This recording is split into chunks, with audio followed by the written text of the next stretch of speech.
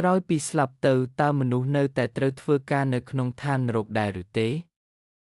គេនិយាយថានៅក្នុងឋាននរកដូចនៅក្នុងឋានមនុស្សធម្មតាដែរមនុស្សមិនត្រឹមតែត្រូវធ្វើការប៉ុណ្ណោះទេថែមទាំងត្រូវធ្វើការងាររកខ្វក់និងហត់នឿយជាញឹកញាប់ទៀតផងនៅពេលដែលខ្ញុំទើបតែមកដល់ឋាននរកខ្ញុំត្រូវបានគេដាក់ចូលទៅក្នុងរោងចក្រដឹកជញ្ជូន Yellow Springs ដើម្បីសន្សំប្រាក់សម្រាប់ការចាប់កំណើតឡើងវិញបន្ទុកដែលខ្ញុំដឹកមានទម្ងន់ធ្ងន់គួរឲ្យខ្លាចនៅពេលដែលខ្ញុំស្លាប់ទៅបំណែកនីមួយមានតម្លៃស្មើនឹង100ផោននៅក្នុងឋានមនុស្សធម្មតាមិនមានច្បាប់នៅទីនេះទេអ្នកដែលទទួលខុសត្រូវមិនខ្វល់ទេហើយវាជារឿងធម្មតាទេដែលធ្វើការលើសមកអង្គរហូតដល់អ្នកមិនអាចទ្រាំទ្របានទៀតទេខ្ញុំបានឃើញព្រលឹងឯកោច្រើនពេកដែលគ្មានកូនចៅដើម្បីគាំទ្រពួកគេខ្មោចទាំងនេះអាចប្រកួតប្រជែងសម្រាប់ការងារដែលពិបាកបំផុតនិងហត់នឿយបំផុតប្រសិនបើពួកគេមិនធ្វើការទេពួកគេនឹងឃ្លានមានស្ត្រីចំណាស់ម្នាក់ដែលមានទ្រព្យសម្បត្តិច្រើនដែលអង្គុយនៅមាត់ទ្វាររោងចក្រជារៀងរាល់ថ្ងៃរងចាំការងារប៉ុន្តែដោយសារតែនាងយឺតនាងតែងតែត្រូវបានខ្មោចវ័យក្មេងធ្វើបាបហើយការឃ្លានគឺជាការកើតឡើងជាប្រចាំសម្រាប់នាងឥឡូវនេះមានព្រលឹងឯកោកាន់តែច្រើនឡើងនៅក្នុងឋាននរកហើយកម្លាំងពលកម្មគឺគ្មានតម្លៃតតែសោះការងារដែលរកចំណូលបានត្រឹមតែនំប៉័ងចំហុយ2ដុំសម្រាប់មួយថ្ងៃនៃការដឹកថ្មត្រូវបានក្រុមខ្មោចមួយក្រុមប្រកួតប្រជែងគ្នាខ្ញុំហត់នឿយខ្លាំងណាស់ជារៀងរាល់ថ្ងៃដែលខ្ញុំមិនអាចតម្រង់ខ្នងរបស់ខ្ញុំបានហើយប្រាក់ឈ្នួលរបស់ខ្ញុំក៏ទាបគួរឲ្យអាណិតណាស់ភ្លេចសន្សំប្រាក់សម្រាប់ការចាប់ជាតិឡើងវិញទៅខ្ញុំមិនអាចសូម្បីតែមានលទ្ធភាពទិញអាហារសម្រម្យមួយផងនៅយប់មួយពេលកំពុងធ្វើការថែមម៉ោងបុរសចំណាស់ទើបតែយកនំប៉័ងចំហុយរឹងមួយមកញ៉ាំស្រាប់តែគាត់ឃើញខ្មោចមុខបៃតងពីរក្បាលទាត់លើកន្ត្រកឫស្សីរបស់ស្ត្រីចំណាស់ដែលកំពុងខ្ចាត់ខ្ចាយក្រដាសប្រាក់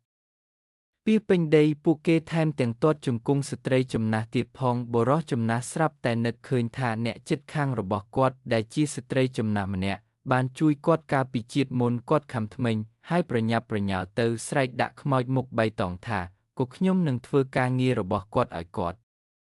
កុំធ្វើបាបស្ត្រីចំណាស់ខ្មោចមុខបៃតងបានរួញបូរមាត់រអ៊ូតមថាក៏រំខានក៏ហើយងាកចេញវិញស្ត្រីចំណាស់កាន់នំប៉័ងរបស់គាត់យំថាក៏អ្នកមិនអាចចិញ្ចឹមខ្លួនឯងបានទេហើយអ្នកកំពុងជួយខ្ញុំមែនទេបុរសចំណាស់ជ្រួញចិញ្ចាមថាខ្ញុំនៅក្មេងហើយរឹងមាំខ្ញុំនឹងជួយប្រសិនបើខ្ញុំអាចធ្វើបានចាប់ពីពេលនោះមកបុរសចំណាស់បានចែករំលែកនំប៉័ងពាក់កណ្ដាលរបស់គាត់ជាមួយស្ត្រីចំណាស់ជារៀងរាល់ថ្ងៃហើយតែងតែការពារនាងពេលកំពុងធ្វើការថ្ងៃមួយពេលកំពុងដឹកជញ្ជូនទំនិញបុរសចំណាស់បានរអិលដួលហើយធ្នូមួយដុំដែលមានរាងដូចខ្សែពួរបានធ្លាក់មកលើគាត់រីចំណាស់បានស្ទុះទៅមុខហើយរុញវាចេញប៉ុន្តែដៃរបស់នាងត្រូវបានធ្មខាំហើយរាងកាយរបស់នាងក៏សាយបាត់ភ្លាមបុរសចំណាស់មានការថប់បារម្ភនិងភ័យខ្លាចបន្ទាប់ពីនោះគាត់បានធ្វើការកាន់តែខ្លាំងដោយបន្ថែមម៉ោងបន្ថែមដើម្បីឲ្យស្ត្រីចំណាស់អាចសម្រាកបានមុនពេលគាត់បញ្ចប់ការងារនៅថ្ងៃនោះខ្មោចមុខខ្មៅមួយបានស្រែកទៅកាន់រដ្ឋមន្ត្រីចំណាស់ថា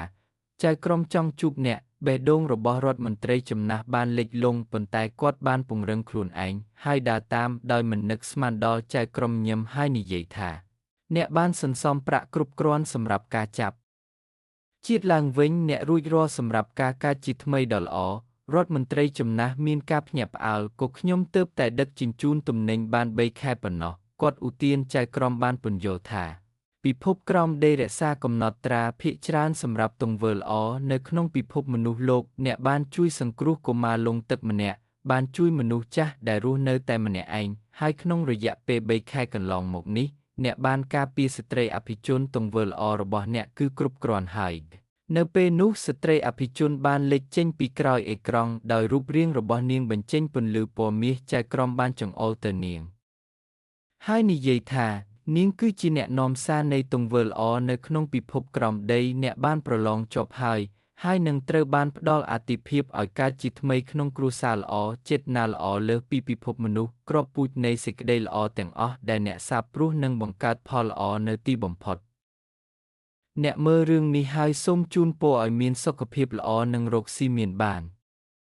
សូមជួយឲ្យបេះដូង Share និង Follow ម្នាក់មួយផង